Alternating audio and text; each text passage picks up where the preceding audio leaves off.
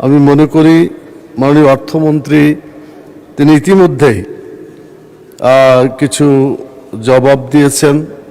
মাননীয় সংসদ নেতা এবং মাননীয় অর্থমন্ত্রী সংসদ সদস্যদের প্রস্তাবগুলো বেশ কিছুটা গ্রহণ করেছেন, যেগুলো আমাদের জাতীয় জীবনে খুব উপকার হবে।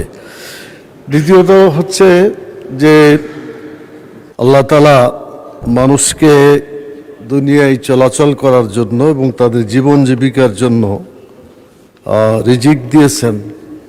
এই রিজিকের ব্যাপারে মৌলিকভাবে তিনটি কথা বলা হয়েছে।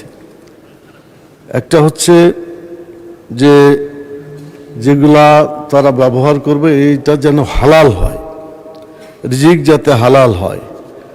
তো ইয়েবা শব্দটা দিয়ে বলা হয়েছে। তো আমরা আমাদের যে অর্থ বিল 2026 আলোচনা করছি, অনেকেই আলোচনা করেছেন আলহামদুলিল্লাহ। তো অনেক সুন্দর সুন্দর প্রস্তাব অনেকেই দিয়েছেন। আমি মনে করি মাননীয় অর্থমন্ত্রী তিনি ইতিমধ্যেই কিছু জবাব দিয়েছেন।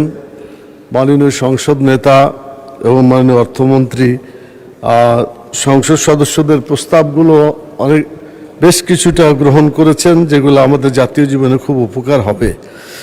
দ্বিতীয়ত হচ্ছে যে যাতে অপচয় করা না হয়। মাননীয় স্পিকার, জাতীয় জীবনে টাকা পয়সা অপচয় সব জায়গায় হয়। তো জাতীয় জীবনের অপচয়টাকে অনেকে নিজের মনে করে না, যার ফলে নিজের ইচ্ছা মতো অনেক জায়গায় অপচয় করে। অপচয় থেকে আমাদেরকে সাবধান থাকতে হবে, কারণ আল্লাহ তাআলা এগুলো আমাদের হিসাব নেবেন এক সময়।